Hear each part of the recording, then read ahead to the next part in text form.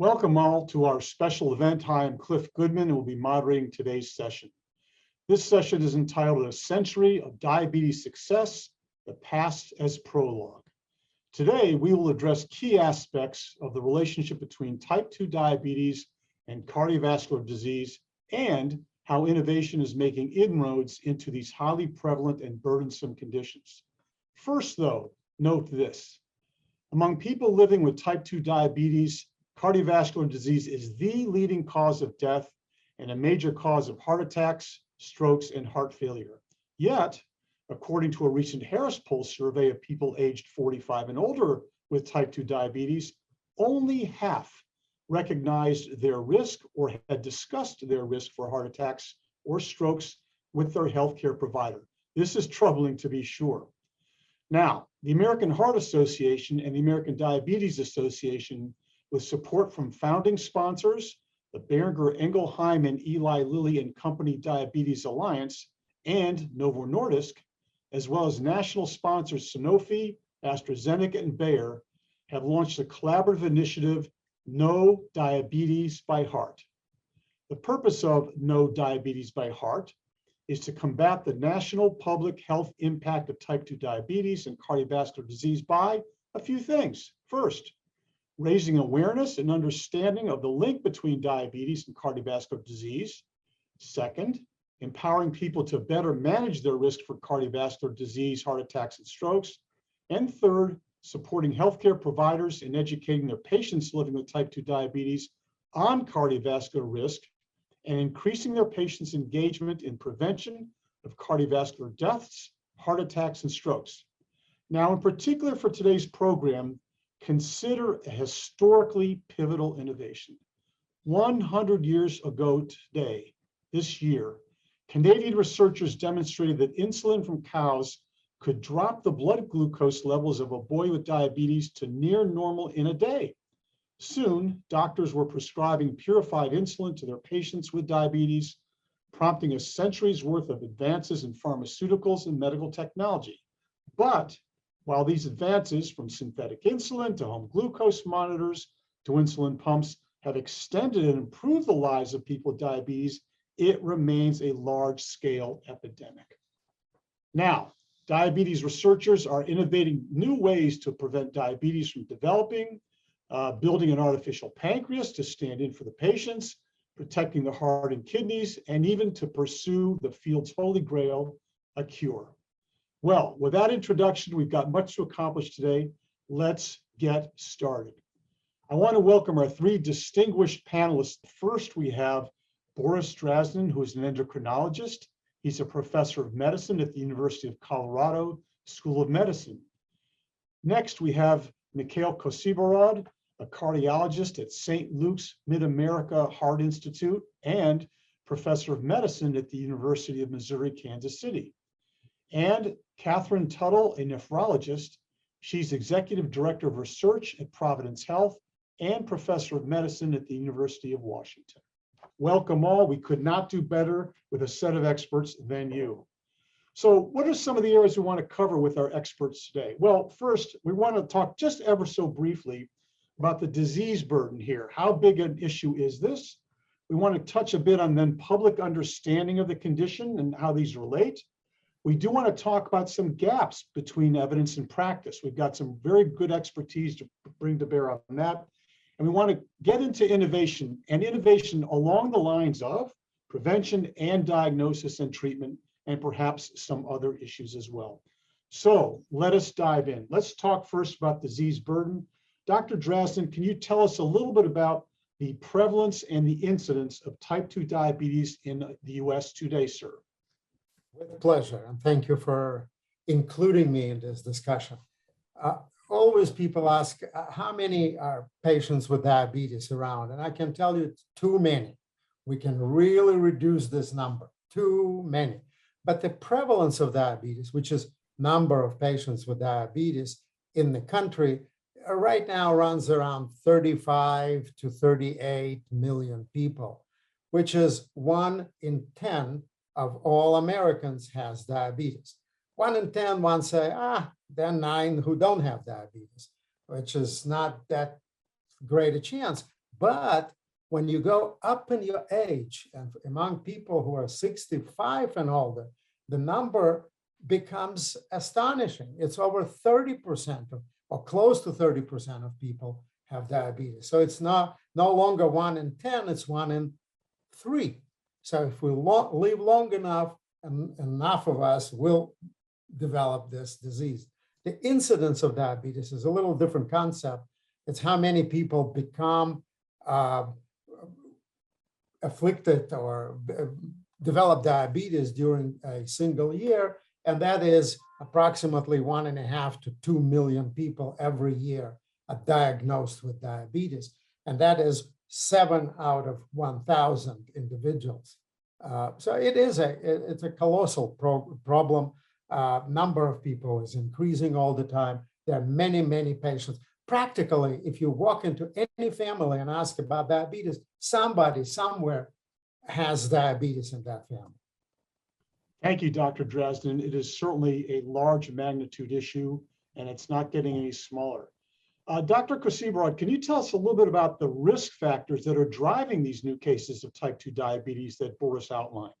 Thank you, Cliff. And as with many big problems, and Boris just very aptly describes the magnitude of the problems that we have with type 2 diabetes in the US, there are always a variety of different reasons, a variety of different factors that drive that. But, I'll try to make it as simple as possible, because I think by far the most important driver of this diabetes epidemic that we just talked about is the skyrocketing rates of overweight and obesity in the US. And frankly, it's not just the US issue, it's a global issue. It's very interesting because professional societies like American Diabetes Association, International Diabetes Federation, and others do these projections when they predict how many patients we're going to have with diabetes, for example, 20 years and 30 years and so on. And when they were doing these exercises 20 years ago, they clearly underestimated the IDF, estimate was much lower than what we ended up seeing. And again, the main reason for that is the skyrocketing obesity rates. I mean, if you go on the Centers for Disease and Control and Prevention website, you can see the maps that show you the prevalence of overweight and obesity in the United States over the past several decades. And it's scary if you animate those maps and you see what happens over time. It's really scary. So what happens when you become overweight or obese is that you develop a condition, many people develop a condition called insulin resistance, which essentially means your body doesn't respond to insulin the way that it should. And that's what ultimately leads to development of elevated blood glucose levels and diabetes eventually. So as a society, I think we definitely need to figure out how to tackle this vexing issue, which is just skyrocketing rates of overweight and obesity, because lots and lots of epidemics that we talk about, including that of things like heart failure, for example, and other cardiovascular conditions are driven by obesity as well. It's not just type 2 diabetes, but certainly type 2 diabetes is linked to it. Thank you very much, Mikhail. Point well taken. Dr. Tuttle, can you tell us a little bit about to what other health problems does type 2 diabetes contribute? Kind of the knock-on effects. Dr. Tuttle? Well, sure. And I think building on the comments from Professor Dresden and Professor Kosibrod, more people living with diabetes means more people developing diabetic complications. And we started out with the introduction about really this tsunami of cardiovascular conditions. And I'd like to point out that along with that, chronic kidney disease is very, very common. Diabetes is now responsible for half of all cases of chronic kidney disease and is the leading cause of kidney failure worldwide. And even if we walk back to the cardiovascular complications, almost all the excess cardiovascular risk is in people who have albumin in the urine, which is an early marker of kidney damage, or low kidney function, something we measured by a test we call the GFR, the glomerular filtration rate. So the connection between the heart and kidney are really critical in terms of developing these major complications of diabetes. So I think that obviously the ideal solution would be prevention, but like Dr. Kosibrod said, despite what we know about diabetes prevention, it's not translated in a meaningful way to communities. the International Diabetes Federation projections have been conservative. So there is an implementation issue even on the prevention side. But truthfully, for the foreseeable future and for our lifetimes, there will be more people with diabetes, and that's going to mean a number of people with complications. And they include the cardiovascular problems, but also the kidney problems. But there's a major intersection there because they're really the same patients. It's truly a sobering scope of conditions interconnected that way. Thank you. Briefly, Mikhail, tell us a little bit about how big a problem this is economically. What's the national economic burden, as far as we know, of type 2 diabetes?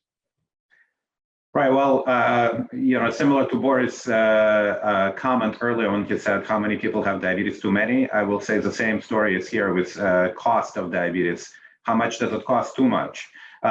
So if you go back to 2017, 2018, it was estimated by American Diabetes Association that the cost of taking care of patients that have, individuals that have diagnosed diabetes is north of $320 billion. Now, that number, without a doubt, has risen since 2017, 2018. We don't have the most recent economic values, but it's definitely higher than it was then.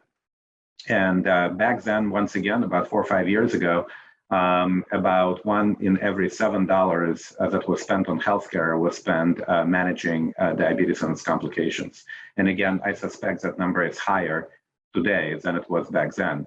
It's really just reminds us because there is a finite amount of dollars that one can spend on healthcare, right? And we already spend a lot. So again, it's kind of a wake-up call as far as I'm concerned, because if we just keep doing what we're doing, we're not going to have enough resources to provide appropriate care for everybody with diabetes. And we don't want to do that. We actually, as Dr. Tuttle mentioned, what we really want to do is we want to prevent diabetes. And then for those that already have diabetes, we want to prevent complications because that's what drives the cost. Thanks, Mikhail. And it's certainly north of 327 billion is a great big economic burden. Thank you for that, sobering yet again. I want to move now to public awareness and ask in particular Drs. Drasnin and Tuttle about this. Is there indeed a large information deficit about type 2 diabetes among the public? And if that is the case, how might that be affecting prevention, diagnosis, and treatment? Boris? It's a good question. You open your TV and there is a bunch of advertising about diabetes drugs. So one would think that people know about this. As I said before, in every family, there is a patient with diabetes somehow related to the family. So again, you would think that people know about that. And yet, it's not the case. People don't really understand. Part of it is that when one develops diabetes, nothing really hurts at that time. So people don't take it as seriously as they should have, because 5, 10, 15 years down the road, that's where the complications become apparent. That's where the trouble come in. And so people take it kind of easily. And I think public awareness should be much more developed, so to speak, about diabetes, about potential of shortening your both lifespan and a quality of life. And then people would become aware that this is a serious disease that we need to take care seriously in preventing that potential for developing diabetes. I'll stop here, let Catherine to add. Thank you, Boris. Catherine, over to you. I know you've got a lot of background in translational medicine and so forth, so I wonder if you could weigh in as well. Sure. I totally agree. And this is one of the challenges of chronic conditions is a lot of times they don't hurt until it's too late. And so while we want to raise awareness, we don't want to scare people to death. But on the other hand, the problem of diabetes has not been taken seriously. And as a nephrologist, by the time that we see these patients, they're often have very advanced disease, and there's little that we can do for them. Until recently, we have had some breakthrough therapies, but still, diabetic kidney disease should be largely preventable by good diabetes care. And I do think that there is an urgency about increasing the awareness, particularly of the complications, because that is what kills people. And so, for example, when a person develops kidney disease and diabetes and the GFR goes below normal, the death rate approaches 20% per year. Most of those deaths are cardiovascular, so that there's a competing risk of death and progression to kidney failure. Neither of those outcomes are good outcomes. And, you know, for other conditions that have a mortality rate of nearly 20% per year, we have a fire drill, right? So just to benchmark this, that's about the same as stage 3 non-small cell lung cancer. And if we make a diagnosis of lung cancer, we get started right away with a sense of urgency with imaging and testing and hopefully putting someone on a clinical trial. Why? Because we know if we don't do something, they have a high risk of death.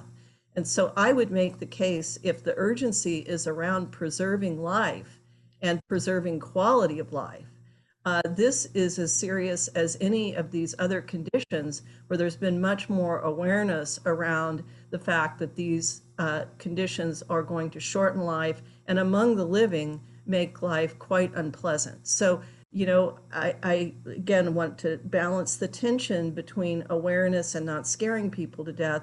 But when complications develop, this is a deadly condition and as serious as many others that we take you know, much more seriously. So I'll stop there and turn it back to you, Cliff.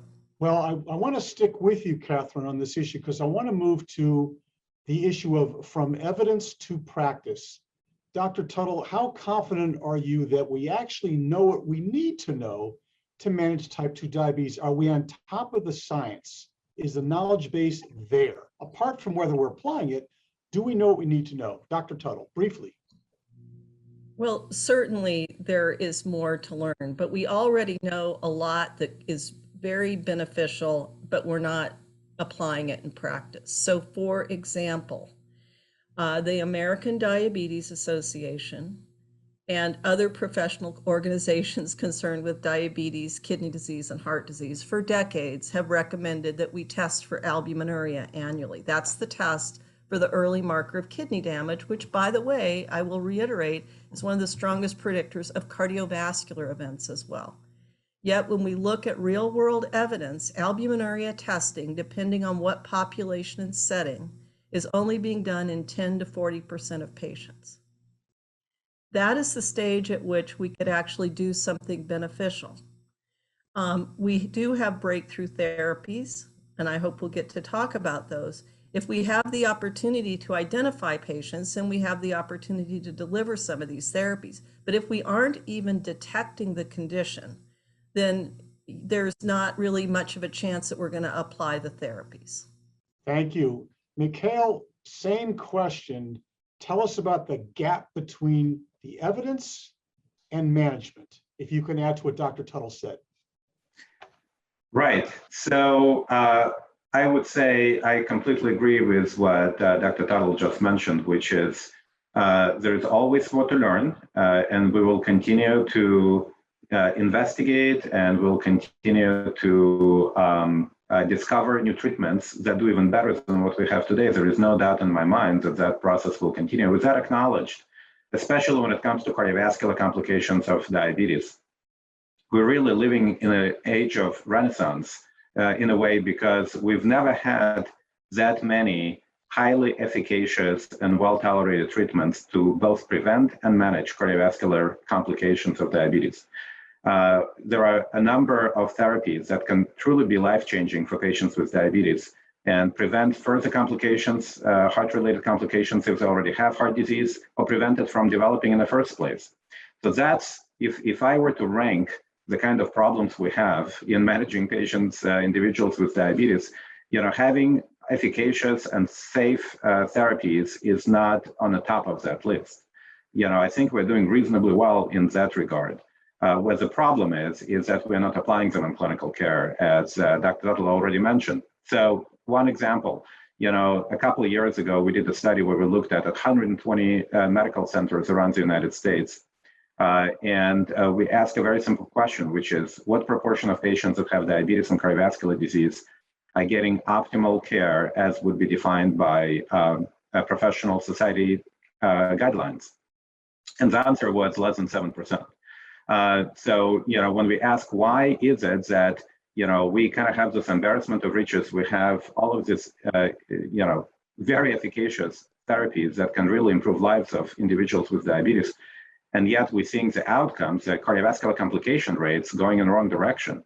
After decades of progress, it's actually reversing. Why is that? Well, that's one of the reasons, right? I mean, as someone famously mentioned before, drugs don't work in people who don't take them. Well, if you don't use the therapies that have proven to be effective, then patients aren't going to benefit from them. So I think that's clearly one of the main, if not the main issue we're having today.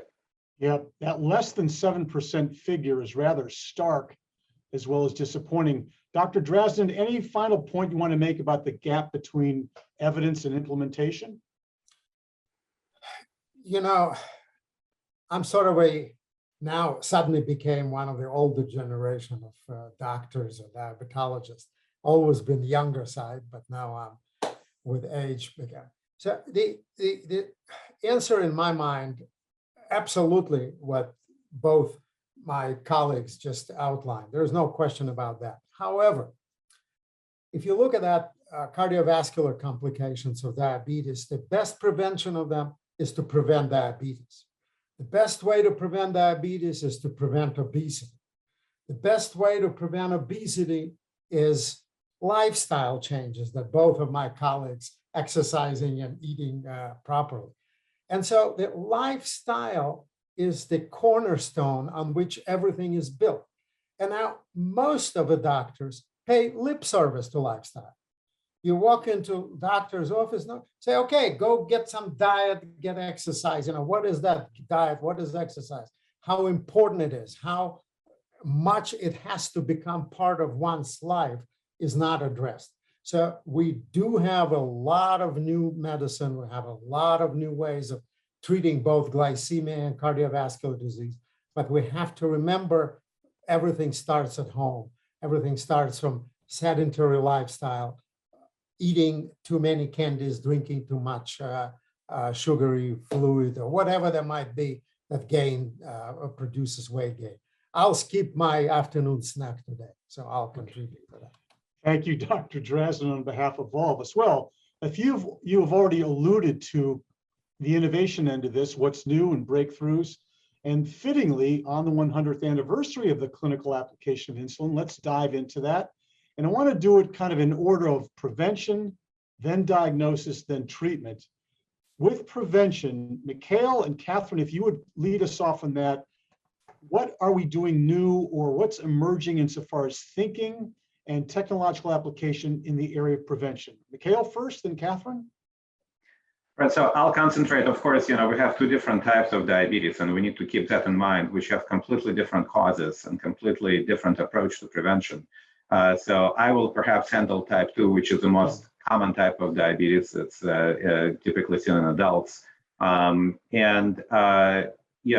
come back to what my good friend Boris just mentioned, which is why, and we've talked about it before, why do we see this epidemic of diabetes? It's because we have epidemic of obesity.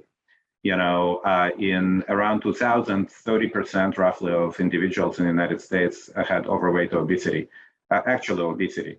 And then by 2017, 2018, that number has risen to about north of 42%. That's a staggering increase in a short period of time.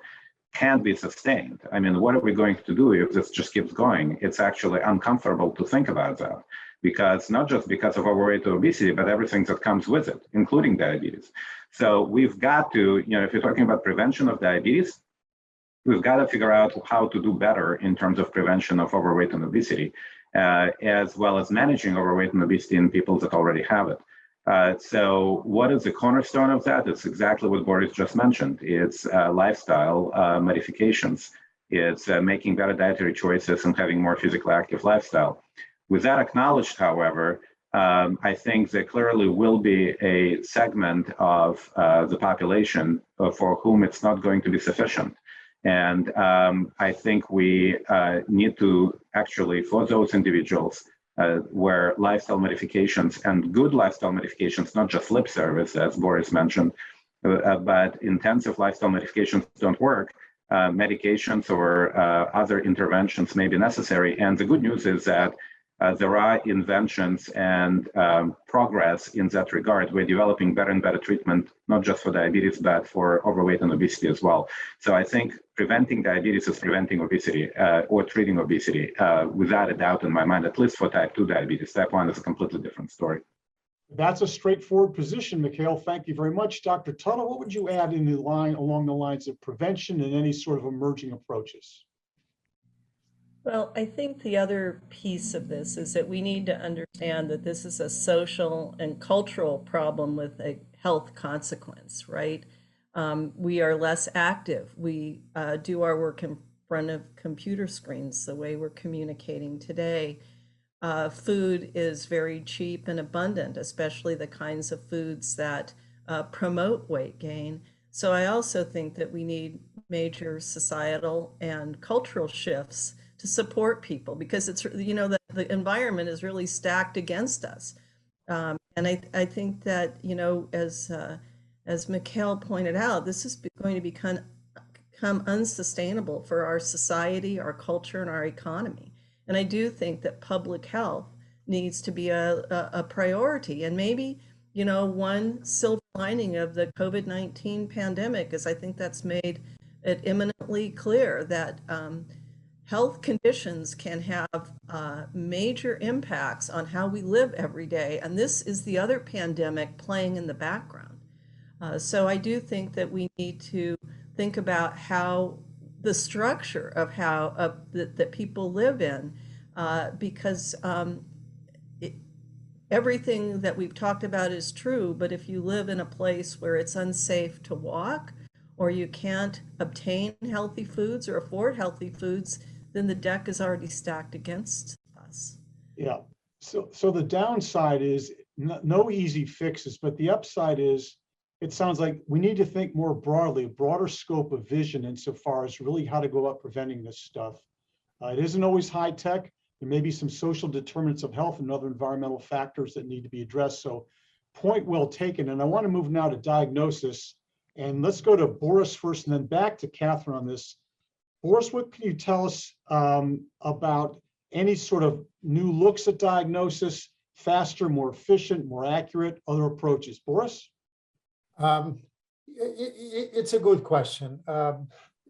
It's not that much progress in diagnosing diabetes. You just have to remember to check hemoglobin A1C in most of your patients, particularly older ones. You have to make sure that glucose is measured and fasting glucose rather than anything else. With the special populations of people who are receiving maybe steroids, people who are obese, people who are less active, you know, all of that in diagnostic capability. The main thing is to remember about it, to think about this, that diabetes is a possibility, particularly as age creeps up on us, that it's very important to identify people with prediabetes and then change their potential lifestyle that can be. So I'll just yield on that to Catherine. Okay, thanks. But you did mention prediabetes and detecting that. That would open the scope, the view of people that can maybe perhaps be caught early and with whom interventions can be effective. Back to you, Dr. Tuttle, on diagnosis. Well, I guess I will just build on what Boris said, and thinking about this triangulation between diabetes, prediabetes, and obesity. It's important to remember that this isn't just a glucose disease. And I'm going to harken back to the complication issues again. Many, if not most of these people will also have high blood pressure. They will have high levels of cholesterol and triglycerides. And many of them, what we know from some of our own studies, will already have chronic kidney disease, even at the pre-diabetes stage. Some 15% already have albuminuria. So once you identify a person with diabetes, and I'm going to argue even pre-diabetes, then we should also be measuring blood pressure, lipids, albumin in the urine, and the glomerular cardiovascular filtration rate.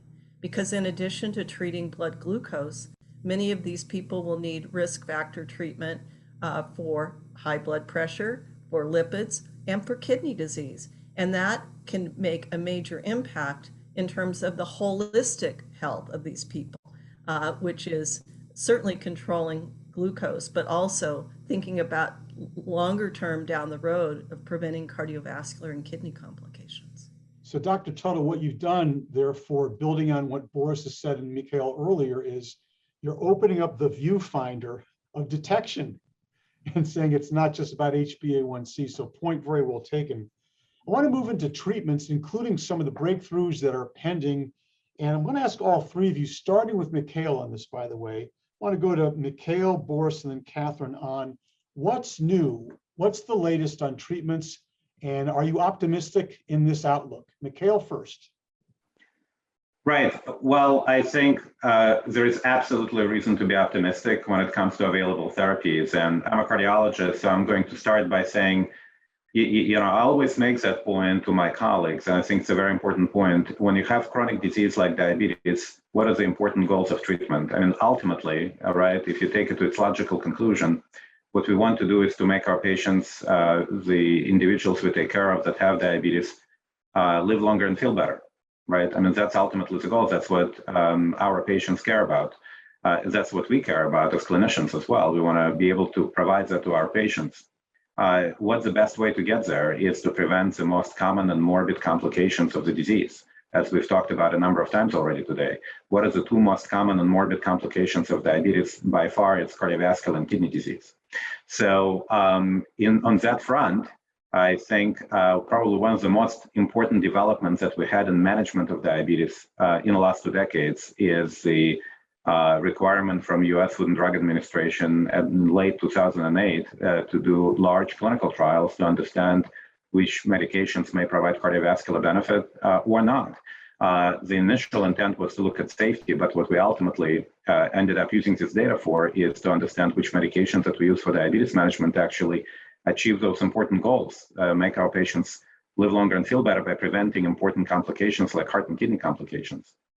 So, I would say the reason it's such a fundamental milestone is because we went from diabetes management being one of the least evidence-based fields in medicine to one of the most evidence-based in the entirety of medicine between 2008 and where we are today. And what we know as a result of that is that there are certain types of medications that have profound effect on reducing cardiovascular complications, all types of cardiovascular complications of diabetes, both things like heart attacks and strokes, but also heart failure. And at the same time, even though it started with cardiovascular trials, we now know that some of these actually can also have profound effects on preventing the progression of kidney disease. And some of them can do all of those things combined, which is a great deal if you are high risk already have complications.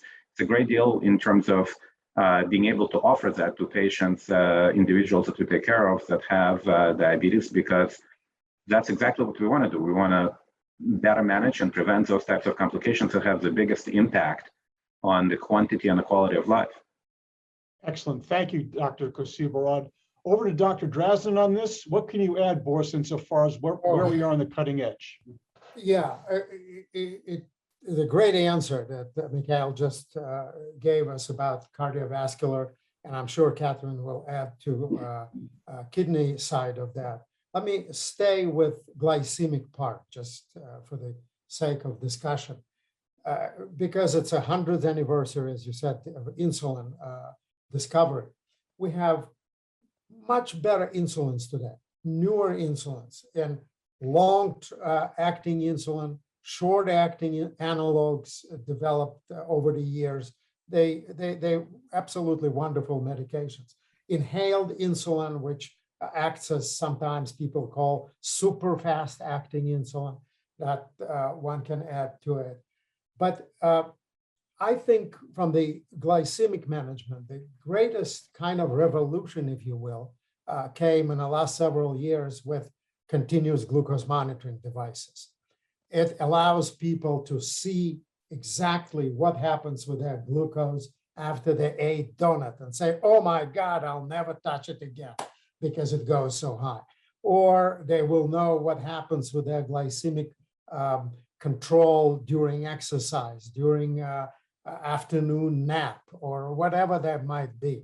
It is really incredible development in being able to monitor in real time what happens with your glycemic management. There's a new concept of control coming in,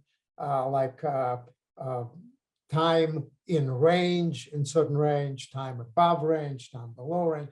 All of that really changes management of diabetes and type 2 diabetes, not only type 1, but type 2 as well. And a final thing I want to add, there is a lot of a new class that kind of overlaps into cardiovascular, but it's not non-insulin injectable medications. When GLP-1 receptor agonist, the best example, and they can be used for cardiovascular prevention and treatment, but they also can be used for glycemic control in some people who need it. And there's a lot of development in using this particular drugs with long-acting insulin instead of putting someone on multiple daily insulin injections right away. So a lot of progress.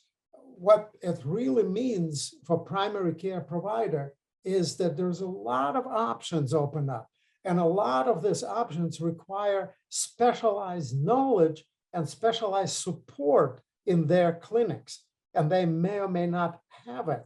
And that creates additional obstacle sometimes for using these drugs. I yield to Catherine. Well, that's a great set of points, Boris. By the way, the notion of real-time kind of self-management of glucose, there may be a lot more appeal to that these days when people look at their watches and other devices and so forth, just to see how they're doing after that jelly donut, as it were. You really outlined very nicely the whole sort of wider array of insulins, content, delivery, dosage, what have you. So there's a lot of excitement there. And again, you spilled over nicely into the relationship with cardiovascular disease management too. So great, nice summary, but leading back to Dr. Tuttle, what can you add to that, Catherine? Great lineup. Well, thank you. And I guess I will echo what Mikhail said, that the cardiovascular outcome trials really have been the gift that keeps on giving, especially on the complication side. So I will call out the SGLT2 inhibitors, which really have revolutionized our fields. We know from the cardiovascular outcome trials that these drugs have profound effects to reduce risk of cardiovascular events, as he outlined, but also chronic kidney disease. And the risk of kidney failure is reduced some 40% by these agents, above and beyond glycemic control. And the other thing I would like to call out is, for the first time ever in the field of nephrology, an SGLT2 inhibitor, dapagliflozin, in the DAPA-CKD trial, reduced all-cause mortality by 31%. We have never had a drug approved with an indication for all-cause mortality for any form of kidney disease before. We need to shout this from the rooftops. I mentioned earlier, this is a highly fatal disease. And when we have a treatment that can reduce all-cause mortality, all-cause death, that's the ultimate endpoint for any condition, then we have, I think, a moral and ethical obligation to identify and treat people with these agents.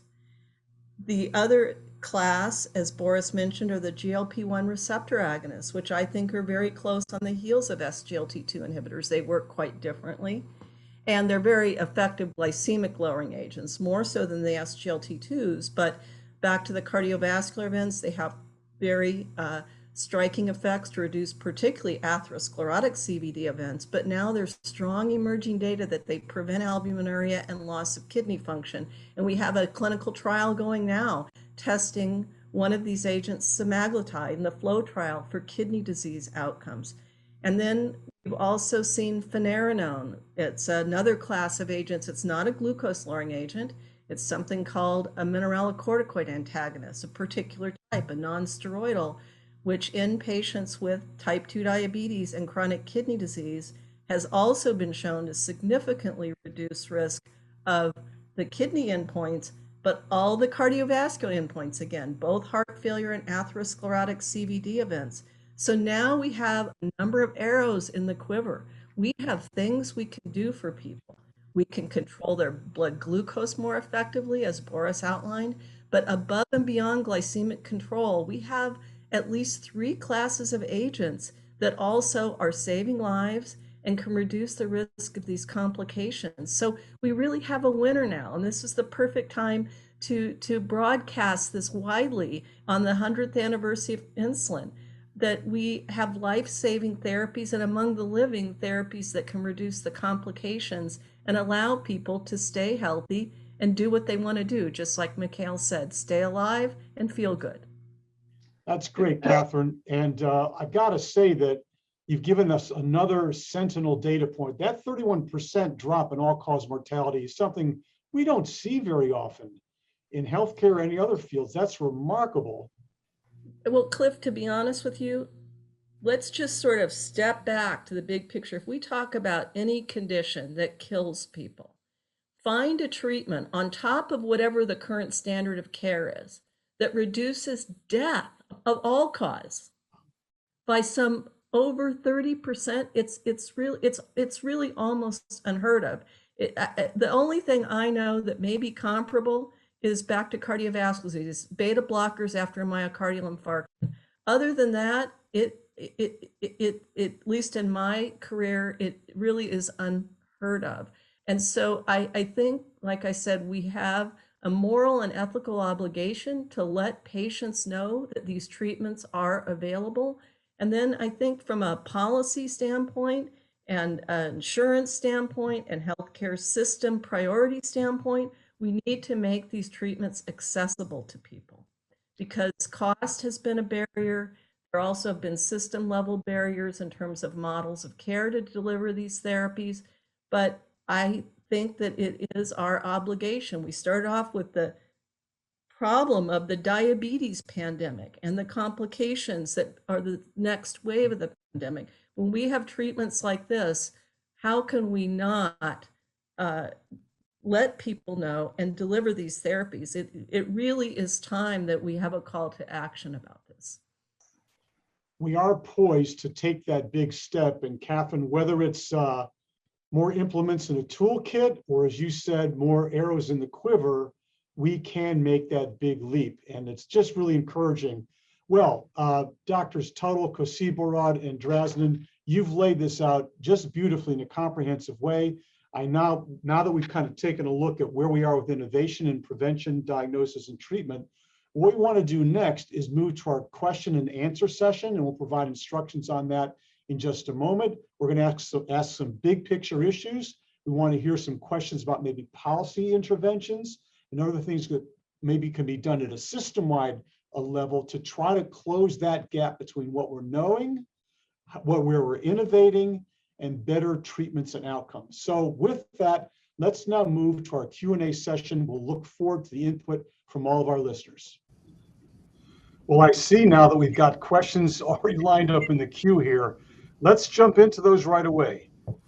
The first one has to do with actually COVID-19. And the question basically is, how has the management of diabetes changed, if at all, in the COVID era?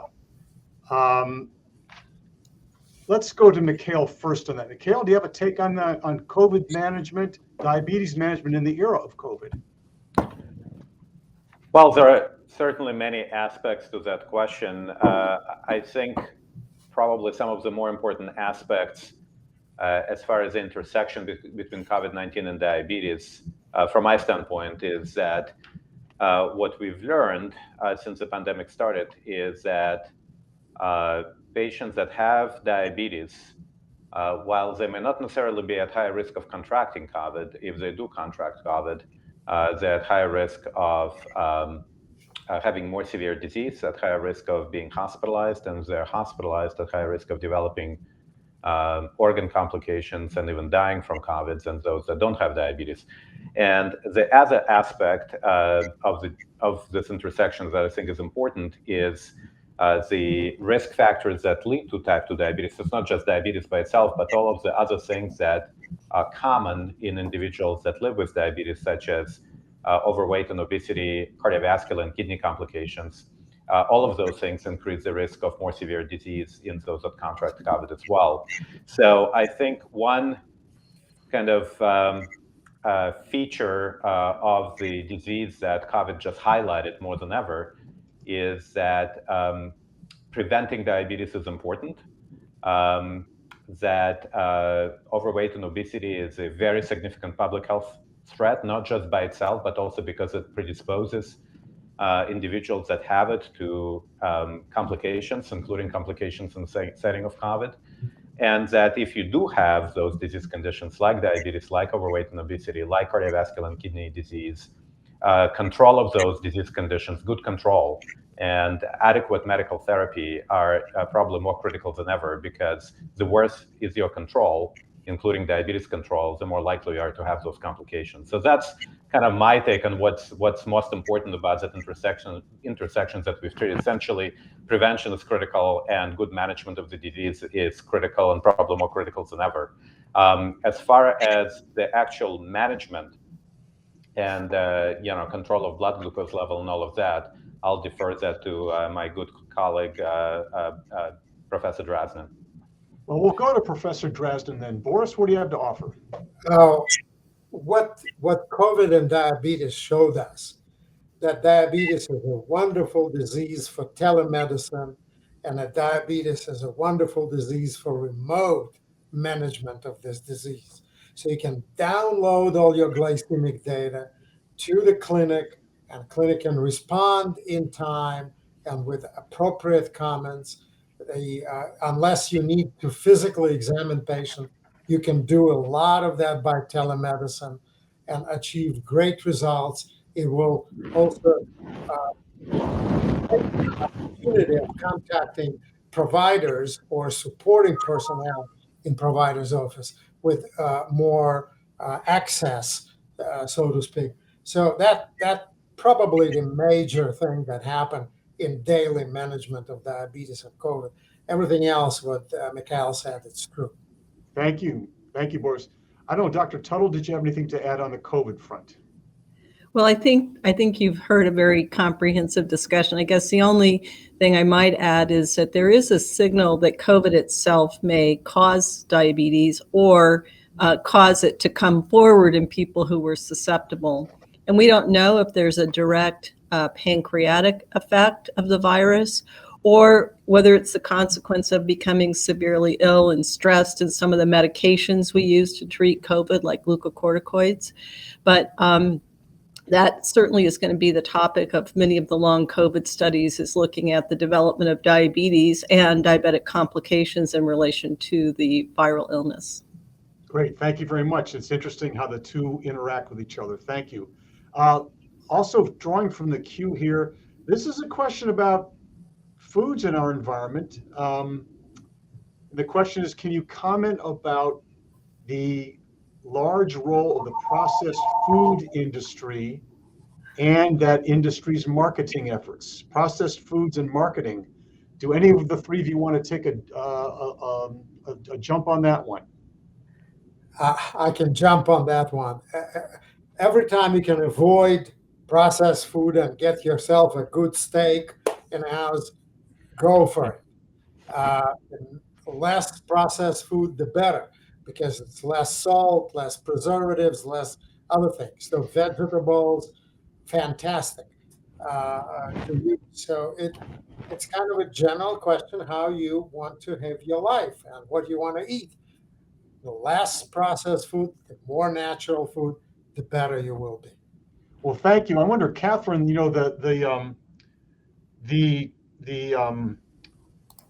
tilt of the question sounded to be a bit concerned about the role of the large industry here. And aside from what we can do personally, is that a tough customer insofar as dealing with kind of the ubiquitous marketing of the processed foods industry? I think it's marketing and it's economics too, right? Because processed foods are also less expensive than fresh foods. And, whether we look at dietary strategies for any type of chronic disease, whether it's diabetes, heart disease, kidney disease, cancer. It really comes down to what Boris said: eat good food, eat plants, don't eat too much. But those things are some of the most expensive products in the supermarket. And so I think one of the challenges is, especially because many of the problems that we're talking about are associated with lower socioeconomic status, is the affordability of healthy food and food deserts, especially in urban areas where grocery stores are largely absent. A patient I know told me it was easier to buy a gun than a tomato in her neighborhood. So I think there's some bigger issues here in terms of our society and culture and where we place value.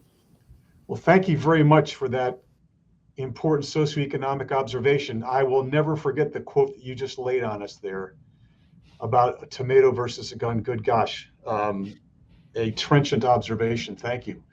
All right, a different sort of question now, and it's sort of the kind of late breaking news question. I might want to go to Mikhail on this one. Mikhail, just in the last few weeks or months, are there any sort of breakthrough reports of clinical trial results or anything that's really caught your eye in the clinical trials front? Well, I think pertinent to the discussion we're having, because we've talked quite a bit about some of the really important developments in the medical management, not just of diabetes, but the conditions that occur frequently in people with diabetes, including cardiovascular and kidney disease. And there were several classes of medicines that were mentioned during that discussion, including prominently sodium glucose cotransporter 2 as SGLT2 inhibitors. So in terms of breaking news, I think as a cardiologist, I would say probably one of the most important developments that we've seen recently in this intersection of heart disease, kidney disease, diabetes, and related comorbidities is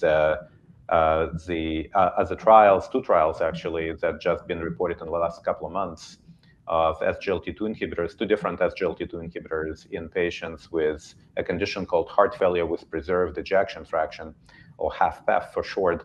It's a type of heart failure that develops in people despite the fact that their actual heart function is normal or preserved. It may not be completely normal, but it's relatively preserved. It's not significantly reduced. And it now actually, this type of heart failure now represents a majority of heart failure in the community, at least in this country. It's more than 50% of patients have that kind of heart failure. And despite the fact that the heart function is preserved, they're still at high risk of dying, of being hospitalized, and they're very impaired in terms of symptomatic burden and burden of physical limitations. For decades, we've been trying to find treatments that are effective in achieving what we call triple goal of treatment, which is make people live longer, stay out of the hospital, and feel better, and be able to do more. And just in the last couple of months, in my humble opinion, in any case, I think there was a real breakthrough because two different trials with two different agents in that SGLT2 inhibitor class showed benefit. One very large trial showed a reduction in the risk of dying or being hospitalized for heart failure, and the second trial that was done exclusively in the United States actually showed that one of these agents can also significantly improve symptom burden and reduce physical limitations, which is really a big issue in this very vulnerable group of individuals. So I think, to me, that's something that we have not been able to do for a very, very long time. It's a real breakthrough. And we've now seen these agents showing efficacy in many, many different conditions: kidney disease, different types of cardiovascular conditions, diabetes. So it's yet another reason for those agents to be used to improve patients' lives.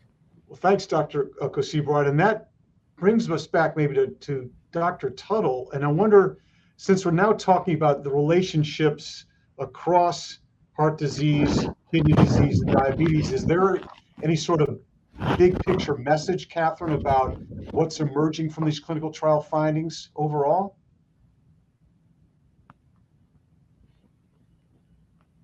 And I think, Catherine, your microphone is off or on mute.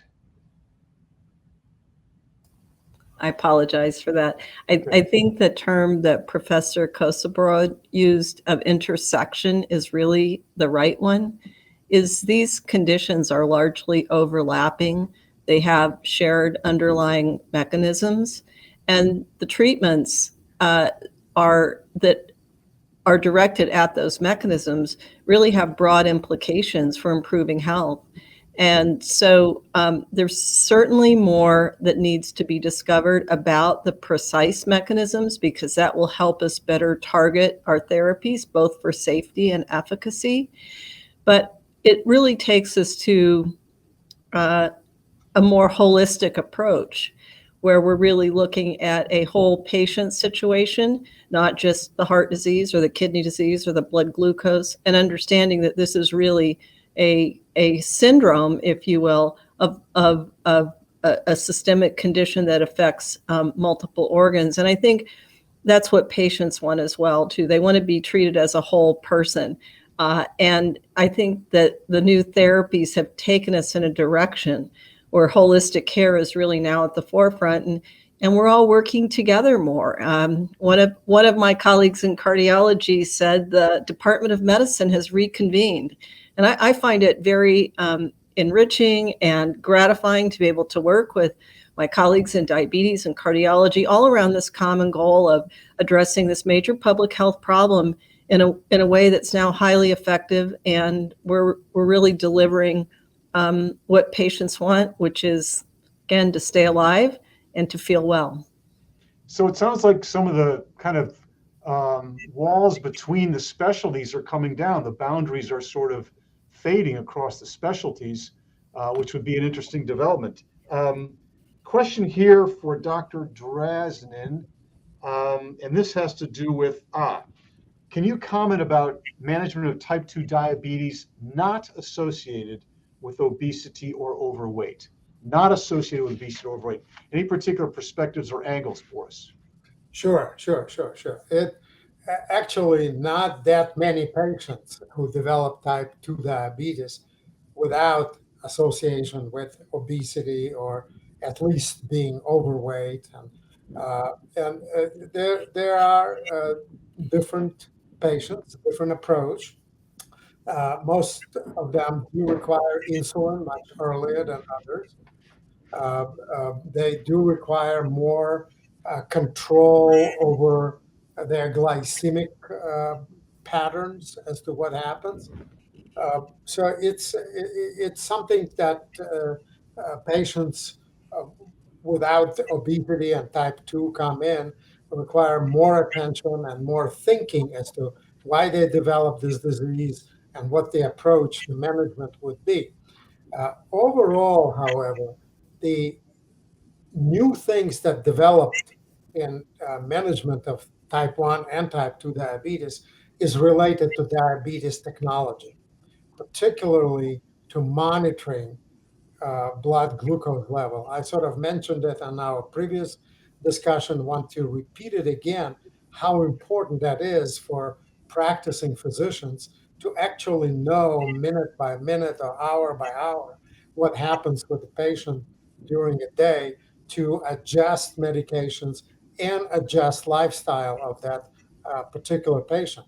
I would really encourage groups of primary care physicians to get together, brand together, and establish some sort of a center that would allow them to use diabetes-related technology in much greater way than it was used previously.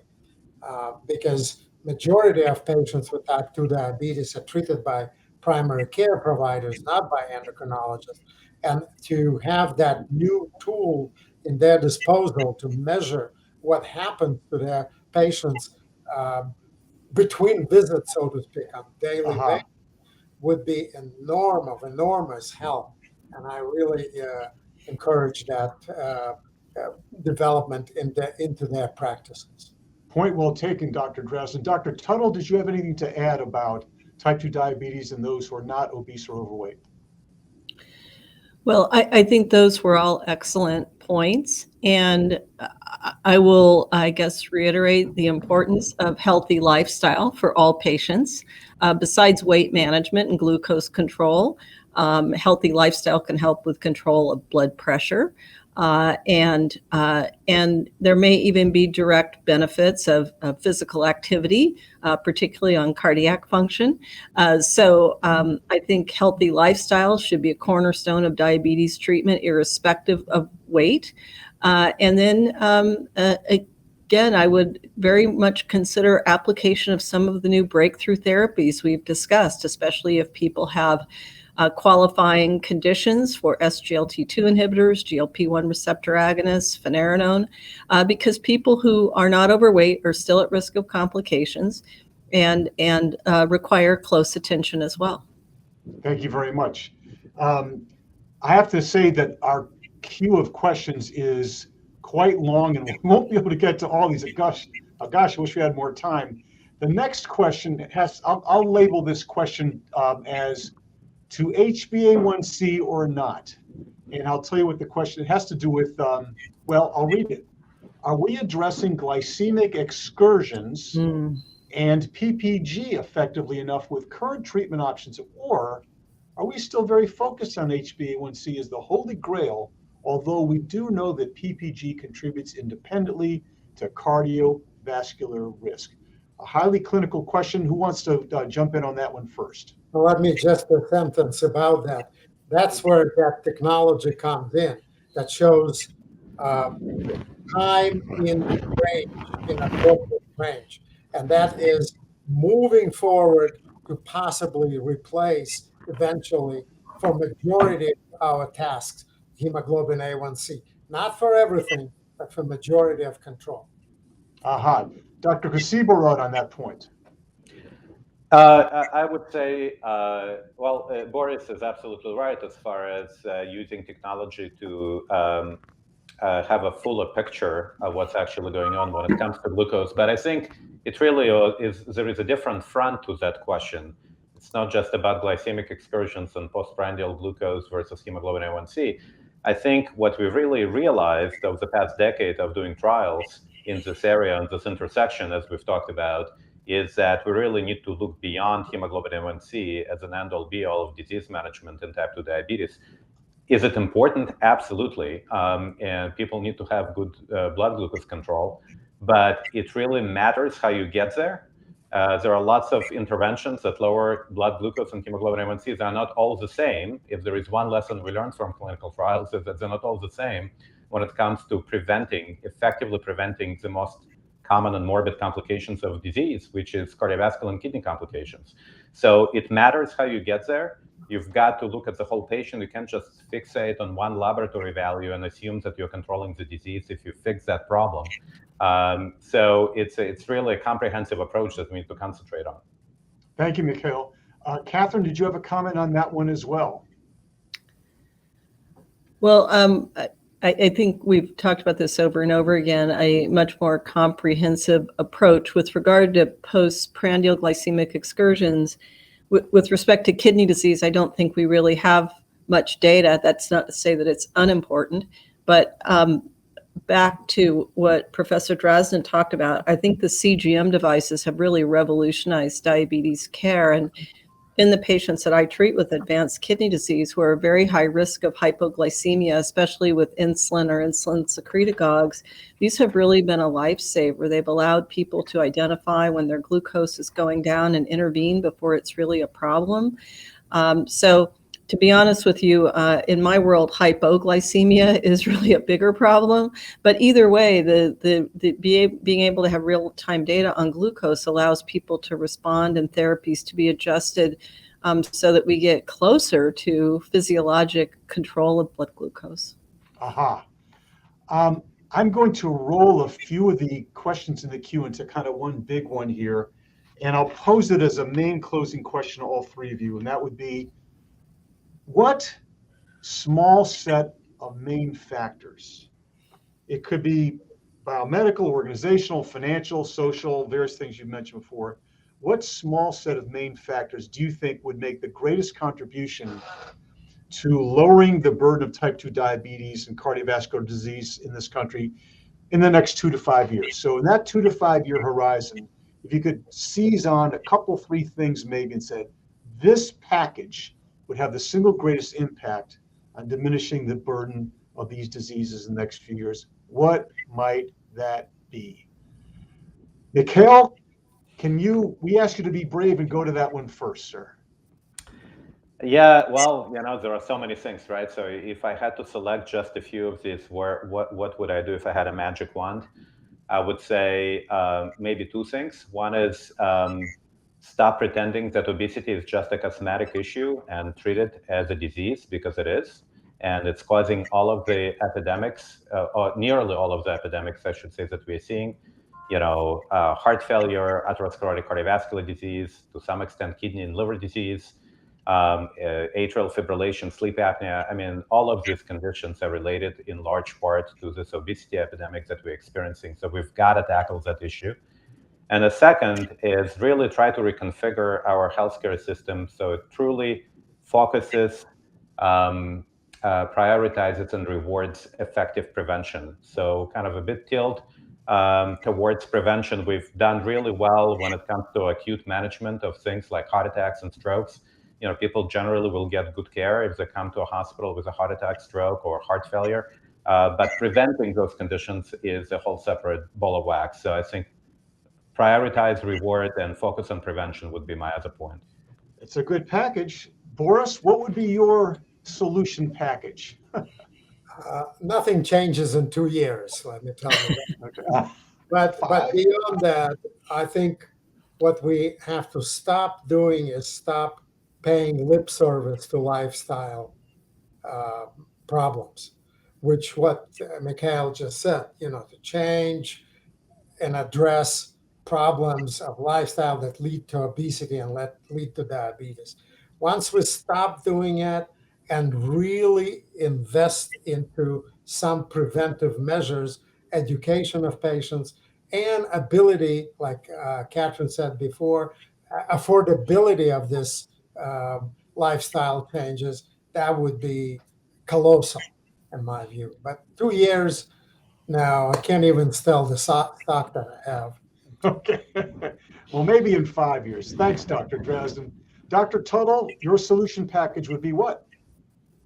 Well, first up, I just want to say I agree wholeheartedly with both of my other colleagues. So I guess what I would add to that is increasing access and implementation of prevention, as well as these breakthrough therapies, diabetes technologies, so that the large number of people who stand to benefit can actually realize what these things have to offer. We heard in the taped presentation from Dr. Kosoborod about the very low rate of implementation of optimal cardiovascular risk reduction strategies. And when we look at SGLT2 inhibitor use in people with either kidney disease or heart disease, it's still very low, even as recently as late 2020, the last, I think, EHR data that's reasonably curated and available, we're still at, depending on the data source you look at, somewhere less than 10 to 15% of utilization. And it goes even lower with other things. So, it's wonderful that we have had these breakthroughs, but they'll only help if people get them. Thank you very much on that note of access. All this other stuff's great, but without access, can't do much good. I'm reminded, by the way, since we've been talking about late-breaking news on clinical trials and so forth, a program note. Please know that if you go to the No Diabetes by Heart website, you'll see a notice of a special webinar, I think, on December 1st, that's going to provide a recap of the American Heart Association scientific session. So the stuff that you just heard referenced on clinical trials and other breakthroughs, other advances are probably going to be addressed there. So please do visit the No Diabetes by Heart website for that. Gosh, I've got to say, what a great big thanks to our splendid panelists, Dr. Boris Dresden and Dr. Catherine Tuttle, Dr. Mikhail Kosoborod. I got to say, you're some trio of experts. You couldn't have done better. And you just complement each other so well. Further, we should acknowledge the American Diabetes Association, the American Heart Association, and the generous sponsors for their, innovative initiative, No Diabetes by Heart. I dare say along those lines that today's discussion has made a worthy contribution to that innovative and noble collaboration of No Diabetes by Heart toward making some important strides in overcoming these prevalent and burdensome disease states. With contribution, our panelist discussion and your wonderful interaction, and I must say, a nearly endless queue of wonderful questions, I do hope that we made a fine contribution to this very initiative. And with that, thank you all. And until we meet again, let's keep pushing forward in progress against these disease states. Thank you all. See you next time.